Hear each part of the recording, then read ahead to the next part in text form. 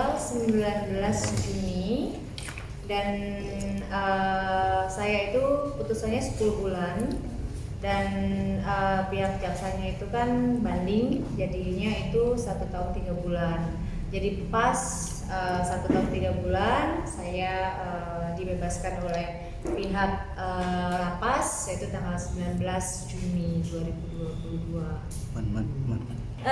Kasusnya berawal itu yang dituduhkan kepada saya itu adalah kasus anak di bawah umur. Namun di saat persidangan itu tidak terbukti sama sekali anak di bawah umur gitu. Jadi yang terbuktinya itu adalah prostitusi. Jadi hotel saya, Hotel Alona Hotel itu penginapan, yaitu adalah selama 2 tahun itu kan COVID, tidak ada income sama sekali dan saya harus membayar maintenance, membayar karyawan dan lain-lainnya ya. Yaitu saya berpikir bagaimana nih caranya biar ada income gitu. Jadi jujur sih memang saya salah mengizinkan running bisnisnya itu mengizinkan siapapun boleh tinggal asal dia bayar kamar gitu loh, biar perusahaan itu ada pemasukan untuk biaya operasional dan biaya untuk karyawan gitu, karena nggak mungkin kita pekerjakan karyawan dan kita nggak berikan gaji kan gitu. Di situ sih sebenarnya salah saya karena saya mengizinkan gitu. Dan di sini kita bisa ikuti ada hari lama ya, nanti setelah ini boleh Memang saya mengakui saya ada salah di situ. Kesalahan saya adalah saya mengizinkan ada wanita-wanita yang bisa di BO itu tinggal di situ dan bayar kamarnya gitu loh. Dalam arti saya memang jujur membutuhkan pemasukan untuk biaya operasional karyawan gitu, karena kalau kita jual kamarnya per hari itu 200-300 itu kan lumayan dikali berapa orang gitu loh. Jujur di saat saya bebas saya merasa saya tidak punya siapa-siapa. Ibu saya kan di Semarang ya, ibu saya sudah tua, nggak mungkin saya merepotkan beliau. Jadi saya sendiri dan saya bener-bener nol money lah, uang bener-bener nol banget, bener-bener sampai saya tuh dijemput oleh grabnya itu pun dibayarin oleh temen. Jadi bener-bener saya bisa dibilang roda itu berputar dari atas, bener-bener saya itu di titik terendah gitu loh, sampai saya beli makan aja nggak bisa gitu kan. Jadi di sini saya tuh kedepannya saya pengennya ya saya ingin menjadi yang lebih baik lagi. Saya pengennya juga usaha yang bener-bener harus lebih berhati-hati gitu. Jadi yang legalitasnya juga yang bener-bener diamatin oleh kuasa hukum yang ini boleh atau tidaknya gitu sih. Kalau misalkan untuk usaha, saya sih nggak kapok untuk usaha ya, dalam arti memang bidang saya kan memang saya tuh hobi banget untuk menjadi pengusaha. Bingung saya tuh kenapa dimasukkan di dalam penjara dan saya bingung kesalahan saya apa, dan saya nggak ada uang cash tapi saya ada properti, dalam arti saya punya kos-kosan gitu kan. Dan saya bingung untuk cari uang ini dari mana, sedangkan saya pasangan hidup tidak punya, terus orang tua pun ya namanya orang tua di kampung cuman petani biasa. Jadi saya berpikir ya udahlah saya harus fight sendiri nih, bagaimana nih gitu kan. Lalu sedih sih kalau misalkan saya ingat sih, saya pengen kayak traumatiknya tuh kayak gimana ya. Saya itu udah tertekan dan mungkin saya sudah ceritakan semuanya kepada kuasa hukum saya, mungkin kuasa hukum saya yang bisa menjelaskan lebih ya, karena kalau saya ingat saya kayak traumatiknya itu terlalu tinggi gitu loh, maksud saya. Jadi begini ya, menurut para klien kami, jadi posisi orang lagi dalam posisi otomatis kan katakan nggak bisa berpikir yang gini itu apa, kan bebas dari jeratan hukum, pasti semua orang mengalami seperti itu ya. Jadi ini ada oknum, saya bilang oknum, satu profesi dengan saya berinisial HG, dia menawarkan atau iming-iming kepada klien kami Senjara Alona ya, intinya untuk itulah, untuk membantu gimana biar peran ini selesai gitu. Tapi setelah dijual aset tersebut, ini nggak ada kejelasan asetnya jual berapa, uangnya nggak terima, setelah dihubungi juga nggak bisa kooperatif ya. Nggak bisa sampai sekarang. Justru ini kan ada dua pengacara saya itu ada dua yang memang saya ada dua kosan gitu kan. Yang pertama saya memang jual murah gitu kan, sekitar 850 juta, dan fee lawyer tersebut itu 50, jadi sisa kan 800. Dan itu saya nggak terima sama sekali, dan saya berpikir saya maunya tuh gimana caranya untuk meringankan saya. Kalau walaupun nggak meringankan saya nggak apa-apa, yang penting adik saya gitu loh. Karena kan saya gimana ya, saya nggak punya siapa-siapa, saya hanya punya adik saya, dan adik saya juga masuk gitu. Disitulah saya merasa kayak apa ya, sendiri lah, nggak ada yang bantu gitu loh. Terus kedua, ada yang saya pernah kenal sama seorang perempuan ini hampir setiap hari datang bilang mau bantu. Saya diiming-imingin pasti kamu akan bebas, pasti kamu akan keluar. Saya deket dengan penyidiknya, saya deket dengan pihak-pihak berwajib, pokoknya kamu akan bebas, tapi harus perlu dana. Dan saya cuma ada satu sertifikat yang bisa dijual, dan jujur saya berikan surat kuasa jual, tapi bukan kuasa terima dana, karena saya bilang penerima dananya nanti itu diberikan ke mama saya, ke rekening mama saya.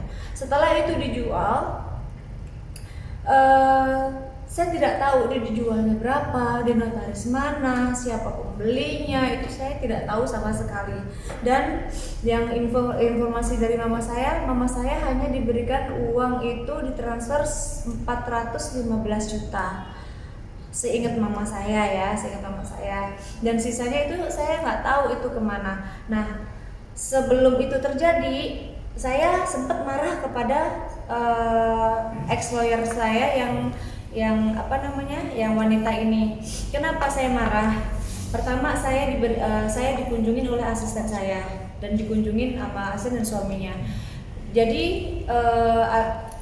alibinya si seorang ex lawyer yang wanita ini bilang, katanya Alona itu kasihan karena dia itu tidak punya bajunya waktu pas saya kunjungin itu robek-robek. Ayo kita ke rumahnya dia bilang gitu kan.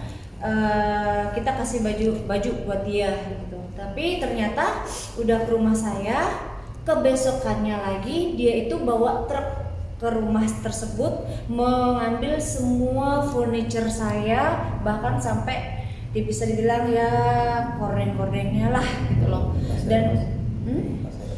Dan itu kan rumahnya saya yang kosong. Terus ditanya lagi oleh asisten saya, ini rumahnya kosong, emang Alona tinggal di sini? Dan jawaban asisten saya, ini memang lama udah nggak tinggalin, tapi Ibu Alona sekarang rumahnya di kompleks sebelah BSD juga kan.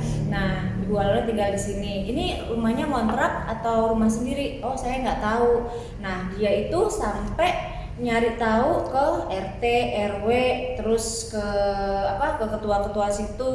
Itu rumah Alona, itu rumah milik Alona bukan gitu loh, kayak mau mencari tahu itu tentang aset saya gitu kan. Nah, di situ dia masuk, di situ kan saya ada koleksi yang namanya tas banyak ya kan. Dan di situ juga ada satu set karaoke dan apa semuanya.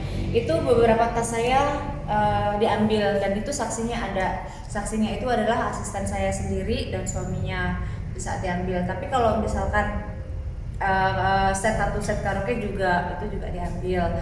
Terus kalau yang dari rumah yang satunya, saksinya itu adalah security, karena mereka sempat berantem sama security. Kenapa ini rumahnya Ibu Alona, tapi kenapa kamu mengambil ini semua, sempat berantem. Cuman dilawan sama dia, saya kuasa hukumnya, saya yang ini. Akhirnya dari pihak security itu mengizinkan gitu loh. Mengizinkan dalam arti ya mereka memberikan jadi semua, dari meja makan, terus tempat tidur, pokoknya semua, bahkan dari korden-kordennya deh semua di situ. Itu kan mereknya Da Vinci meja makan, dan juga kalau misalkan tempat tidur itu kan Mereknya itu kan kayu jati yang sangat tua ya, lumayan mahal sih. Korden juga saya pesen juga yang dari luar punya, terus sofa dan lain-lainnya. Kerugiannya lumayan banyak sih, karena saya berpikir ya Allah kok sampai saya kayak gini banget gitu loh, dalam arti sudah saya tidak ada yang menolong, saya mau hire kuasa hukum untuk menolong saya, tapi kok saya seperti ini kan. Nah, saya waktu pas dikunjungin lagi karena saya mendapatkan informasi dari asisten saya dan security, akhirnya saya marah sama dia. Kenapa kamu mengambil barang-barang saya tanpa izin saya? Kenapa kamu mengambil semuanya isi rumah saya tanpa izin saya, tanpa ada hitam di atas putih seizin saya? Kalau misalkan ada izin dari saya, mungkin saya akan mengerti dan tahu, tapi ini tidak. Di situ saya marah sekali dengan mereka. Nah, setelah itu hubungan saya dengan si perempuan ex lawyer yang perempuan ini nggak ada hubungan baik. Jadi dia menjual, memang saya memberikan surat kuasa jual ya, tapi bukan kuasa terima dana. Dan itu saya tidak tahu dijual, harganya itu saya beli yang di Salemba itu 1,7 miliar. Dan saya hidup di dalam penjara itu income-nya dari hasil bulanan yang mereka bayarkan ke rekening saya gitu kan.